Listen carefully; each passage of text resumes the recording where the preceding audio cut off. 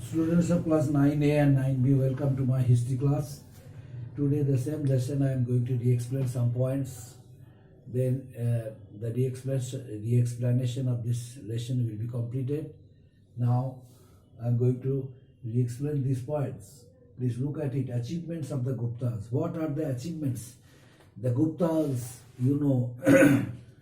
proved as successful rulers during their period. Number one, in the field of sculpture, in the field of the Gupta rulers, not only proved that they were successful rulers during their age.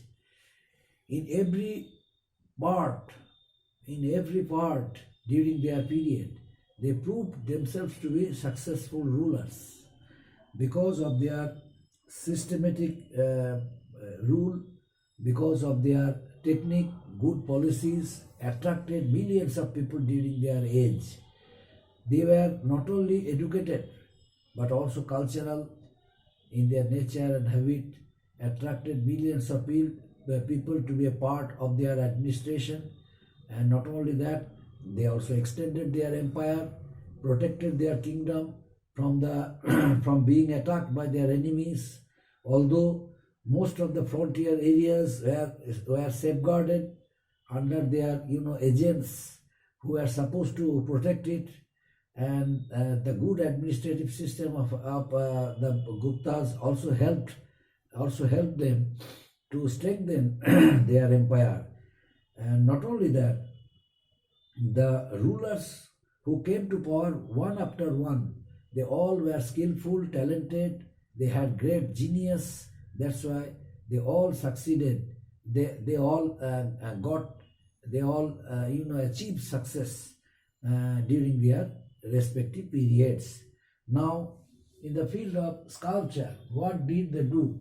During the period of the Guptas introduced a good system in the field of sculpture. What is it? The Guptas accepted the concept of Buddhism. That's why, in order to attract all the teachings and preachings of Lord Buddha, they constructed a number of monasteries, and at the same time, they also utilize Faihian, who came from China as Chinese pilgrim during the period of Chandragupta II. Chandragupta Faihian refers to a 25 high copper statue of the Gupta ruler Chandragupta II got constructed, and a beautiful bronze image of the Gupta of Lord Buddha has been found from Sultanganj, Bihar. Seated statue of Buddha from Sarnath. These all were constructed by the Gupta kings. And in the field of architecture, the Guptas left no stone unturned to establish themselves to be successful ruler during their age.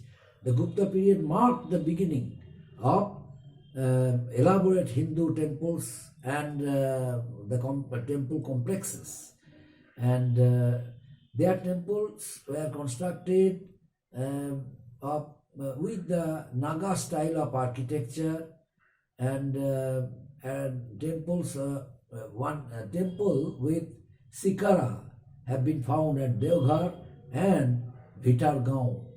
So the Dasavara temple at Deoghar also has beautiful carvings on the walls, and Dasavara temple represents an image of God Vishnu. Vishnu is a sleeping posture on a Sesna. Scenes from the Ramayana and Mahabharata also are taken. And Bhitargarh temple at Deoghar, it is built of bricks and with beautiful designs. It also shows the proficiency of the Gupta kings during their age. Now paintings, in the field of painting, the Gupta rulers proved that they were the patronizers of good painters. The painters and their artistic skills were patronized by the Gupta kings. They encouraged the painters. As a result, the painters also dedicated their lives on the walls of the Buddhist caves by having, by by making their originalities acceptable to the people of all ages. And these paintings left various types of designs, beautiful fresco depicting life of Lord Buddha on the surface of the wall of Ajanta and Ellora Apes, and Bodhisattvas also. So most of colors were locally made and tended to be very, very artistic, arty in their shades, such as red, different types of colors they use, like red, purple and amber. These three colors they frequently used while making this kind of paintings. And the clear single strokes, details of ornamentation show the skills of the artists. Besides, the finest paintings are found at Ajanta Cave number 1, and there is a figure of number of the characters. They depicted it from different sources, different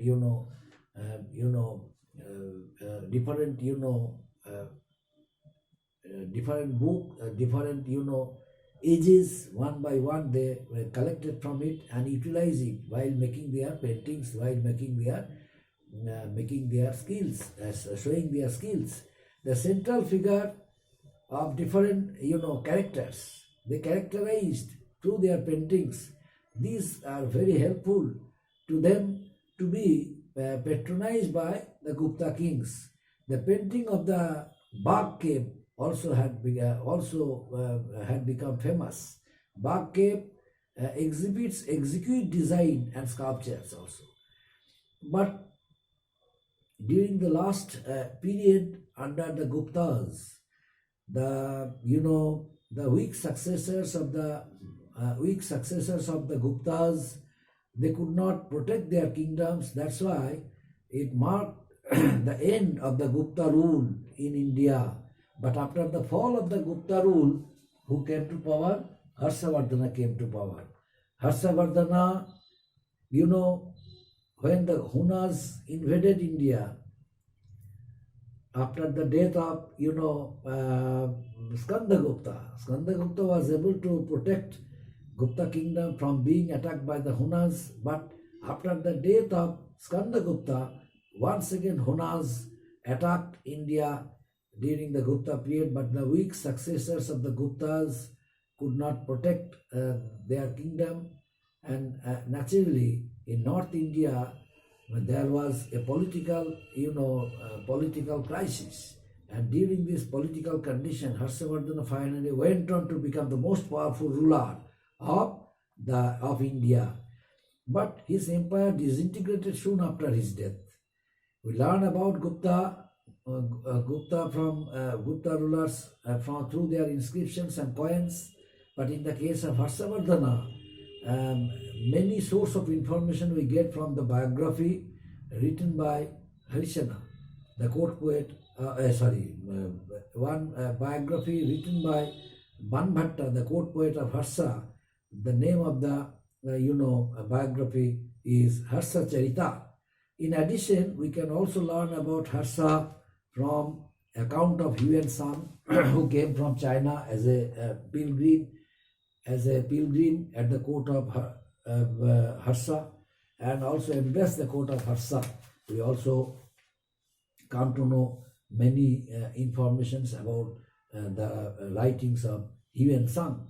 Harshavardhana belonged to Vardhana clan. After the death of his father, the eastern kingdom attacked Mokhori dynasty of Kanauj. Mokhori dynasty's queen was the sister of Harshavardhana. But whenever Mokhoris were threatened and was being invaded by the eastern kingdoms, to protect their sister from being attacked by the eastern kingdoms. Harshavardhana sent his elder brother Rajyavardhana to rescue their sister. But while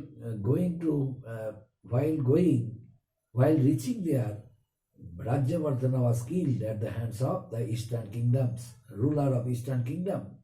Then Harshavardhana, took an expedition in order to protect his sister, and then reached there with many soldiers, and then finally he rescued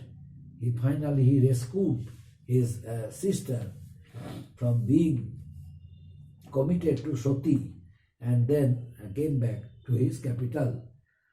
In the period of Harshavardhana ruled for about 41 years, ruled from his capital Kanauj, established a strong dynasty, strong empire during his age, and his empire extended from Punjab, Kashmir and Nepal in the north, and to the river Narmada in the south. And Kanauj was a cultural center of during the age of Harsha. And Kanauj was located in the rich agricultural region of western Gangetic plains, which meant that Harsha,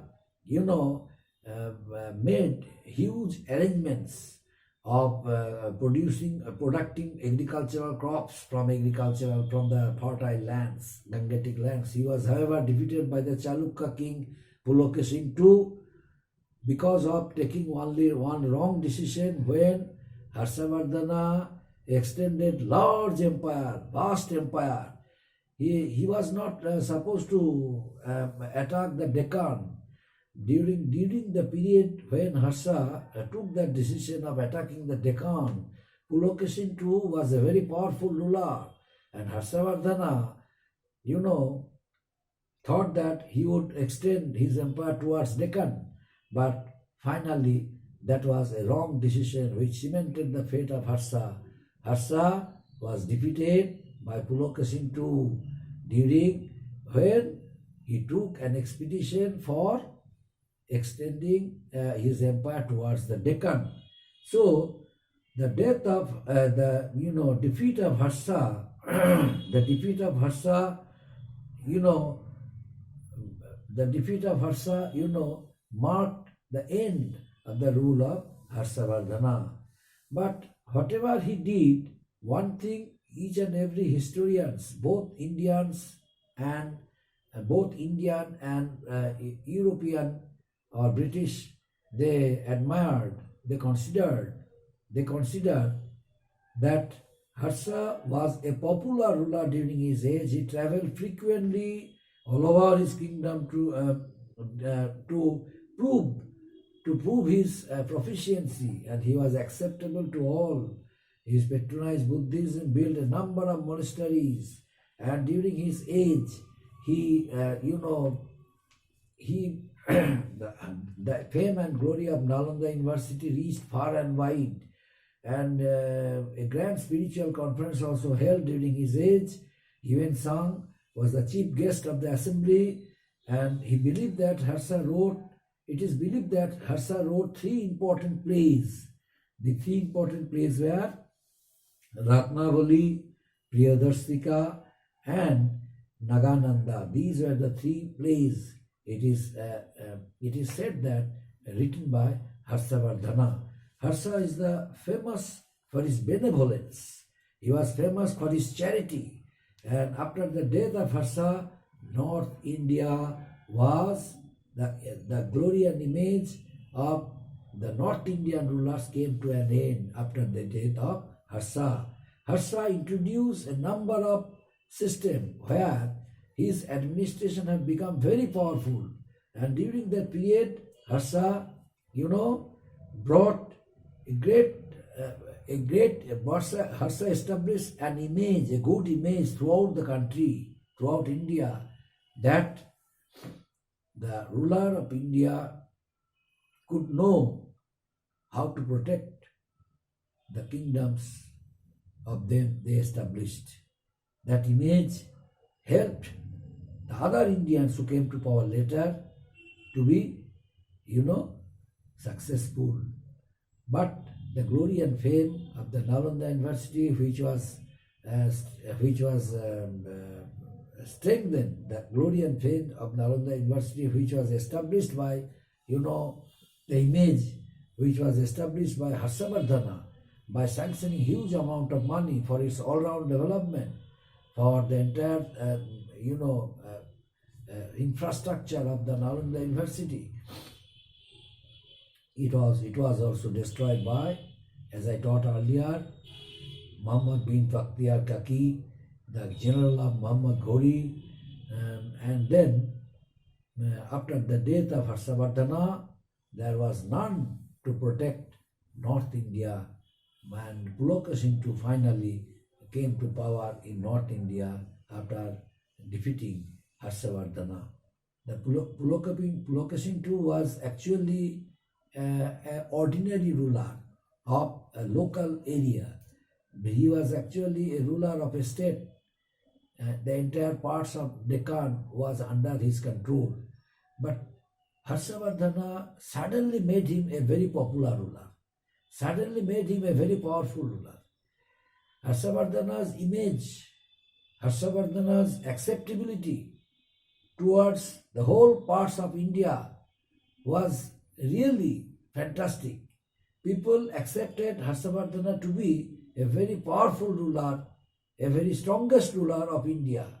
But finally, Harshavardhana set a nail to the coffin of his empire by himself. How? By taking that wrong decision. He attacked, Deccan, and Pulaka Singh too was there, but he did not have any knowledge.